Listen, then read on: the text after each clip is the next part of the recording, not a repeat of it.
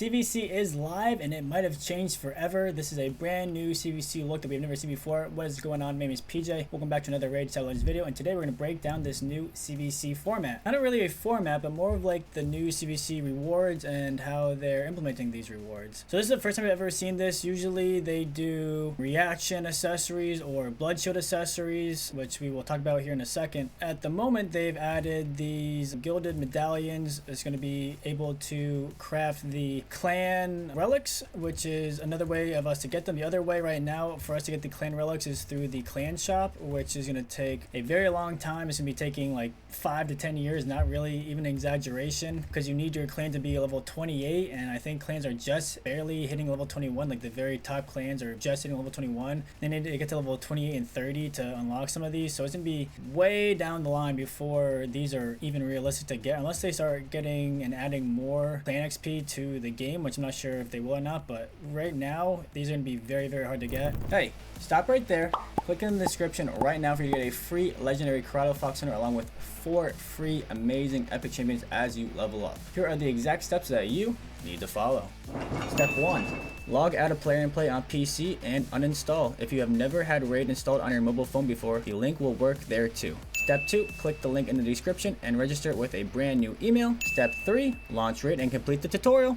Step 4, go to the inbox and claim your champion. Here we go. Karato Fox Hunter will be there waiting for you in the inbox. This is an amazing start to your account and you do not want to miss it. So make sure you click the link in the description, follow the steps, and don't forget, tell a friend. So from that standpoint, it is nice that they are adding these to a different part of the game. One thing that I don't like is now that they've removed the accessories, which as a late game, end game player, that's fine with me. I don't really mind. I don't really need any more reaction or blood shield accessories. Reaction, it's kind of fallen off a little bit with stone skin now. It's still usable, but I would say stone skin is majority of the things that people are putting on arena champions. And the blood shield is very nice for like Scarab, Curse City, Doom Tower. Early game, mid game players are using blood shield to get past the Scarab King, which can be very, very tough without. And if this is going to be replacing those accessories, that's a big issue for early to mid game players that can't get blood shield accessories. So are they going to add it into the forge? Is this going to be just like a PR thing, and then non-PR CVCs will go back to the blood shield and the reaction accessories? I'm not sure. They haven't really said anything, but it kind of is a worry to me because of not having early to mid game players getting the blood shield accessories. As a late game, mid game player, again, I really like these and I'm happy, but for the whole of the game, it does concern me a little bit. The other thing that I really don't like about how they set these up is that you have to 3-0 or 4-0 to get the legendary crafting materials, which really sucks for the player base in general. Like having to 3-0 or 4-0 is one, really hard. It takes a lot of resources, and then if you do 3-0 or 4-0, that means that your opponents aren't getting anything. So ideally I would like to see it be purple gold, something like that, so you don't necessarily have to 3-0. You can 2-0 or 2-1 and still be able to get some of the gold relics. So I think that is another issue that is I see here, that the gold is on the back end and you're gonna have to 3-0 4-0, which is not very nice. You are getting from the personal rewards half of a Lego craft. So the way that these work, at least right now, there's 2 CVCs every month. It goes CVC Siege, CVC Siege, and then generally it's a PR CVC and then a non-PR CVC. They'll go back and forth. So with that being said, you're gonna need to win both PR CVCs back to back. So it's going to be 2 months pretty much in order to get crafting from just the personal rewards. Granted, you can win this and then also 3-0 and have enough to craft one, but having to wait 2 months and also have to win the PRs to craft a Lego material kind of seems steep. And also you don't even get a full epic or rare craft, which also I think kind of sucks. I would like to see them raise it up a little bit. Granted, it is better than the clan shop because the clan shop is going to be taking 8 years at this point, so I guess 2 months is better than that, but I don't think it would be bad to make it a little bit better. I know this is the first time they're doing it, so maybe they're trying to test and see how it impacts the game and what our thoughts and feelings are. Some people might really like this, some people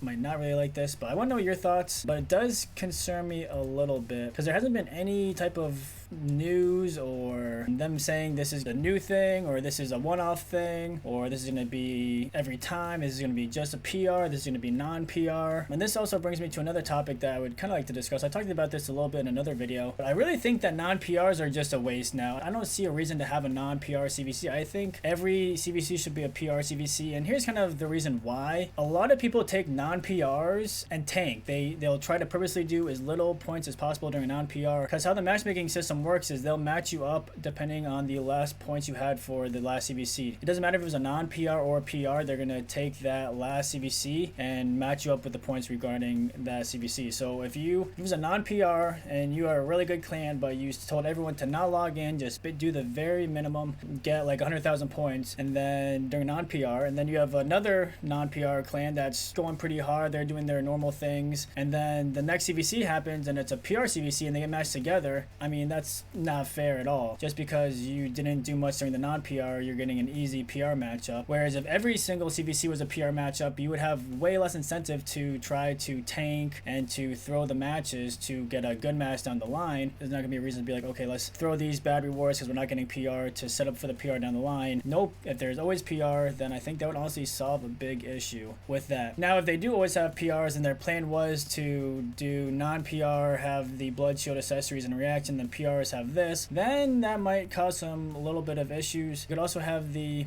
blood shield accessories and the reaction accessories in here. I honestly don't think it would be that bad. At least blood shield, even reaction. I think reaction is, at least in the late game end game, kind of fallen off a little bit. It's definitely not bad. You can still use it, don't get me wrong, it's still usable, but compared to before stone skin, it's not nearly as widely seen, I feel like. So even if you can get blood shield in here, reaction in here, especially blood shield is super important, like I mentioned earlier, for early scarab, early game, mid game people trying to beat clan bosses, doom towers, or not necessarily clan boss, but doom tower bosses, curse city. Very impactful with the Scarab King specifically. So that does concern me a little bit that they haven't mentioned anything about bringing it back, taking it away. It's kind of like, here's the new stuff and we're gonna see in the future. I don't think it would be bad to get some of them into these actual rewards. The other thing they could do, I kind of mentioned, was adding to the forge. I don't think that would be a bad idea. It is going to be more gears sets and things for us to keep, which is not ideal. But yeah, I think adding the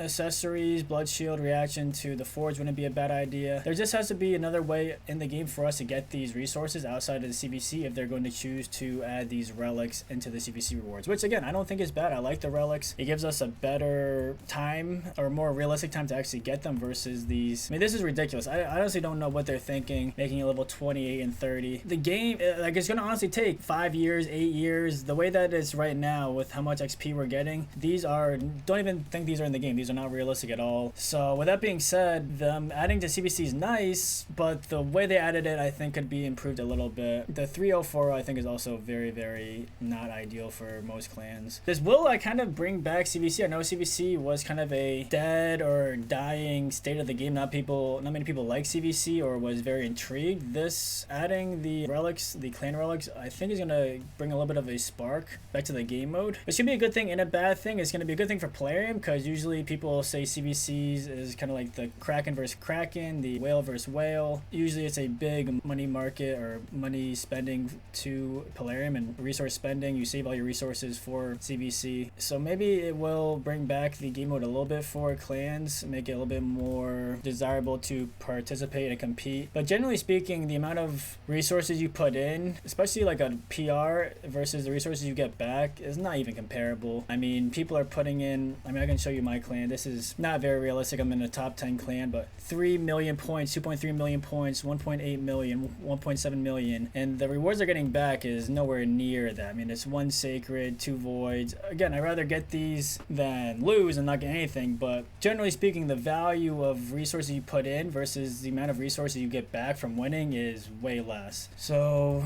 with the addition to the relics, it could raise the value and people's perspective of how good CvC is. We can take a quick look at these relics real quick. So these will be the relics that will be getting the clan clan group relics. The live arena group is going to be for live arena, Chimera, or the Chimeras from Chimera, the event groups from the event. So these are the ones I'll be looking at for now. Not the best, not the worst. There's some pretty good ones. The one that really shines to me is this one, where the wearer has a 30% chance to get an extra turn whenever when reviving allies or themselves, and this books up to, I think, 100% chance, 30, 50, 60, 70, yeah, 100% chance. So this on any type of reviver looks super sexy. Very, very nice. This one is kind of more for Hydra. Wearer has a 25% chance to deal bonus damage when using default skill, or I guess it looks like Hydra. Maybe it's not necessarily for Hydra. I guess it's for a damage dealer, but he gives me a Hydra vibe with the snakes. Bonus damage is either 3% single target or 1% AoE hits. Targets max HP. So for nukers, could be good for Hydra, Chimera, stuff like that. We have the legendary one, whereas damage is increased by 20% of the target's current turn meter. Damage cannot be increased by more than 10%. 5% against bosses. That's kind of a weird one. Whereas damage is increased by 20% of the target's turn meter. So you want to make sure that you're hitting someone that has a lot of turn meter to try to get the most amount of damage. Interesting. Yeah, I don't know. I'm not sure how I feel about this one. Max damage goes up by a little bit. Temporal stagnator. Temporal. 20% chance to remove, steal, or convert buffs or increase a skill cooldown when landing a weak hit. Goes up to a 20, 30, 40, 50% chance. Kind of interesting. Nothing like the guaranteeing extra turn on a revive, but could be good on the right niche teams. Whereas res increases by 2% for every 5% of the HP lost, stacks up to 20%. Res in this game is kind of because you need so much more res than they have accuracy to really be able to resist things. That's honestly another video that we could talk about, how Plarium's kind of killed res, especially with mythicals, ignoring 20% of targets res. It's really hard to get enough res in order to resist the debuffs that people are landing on, especially mythicals, because of that built-in ignore res. So yeah,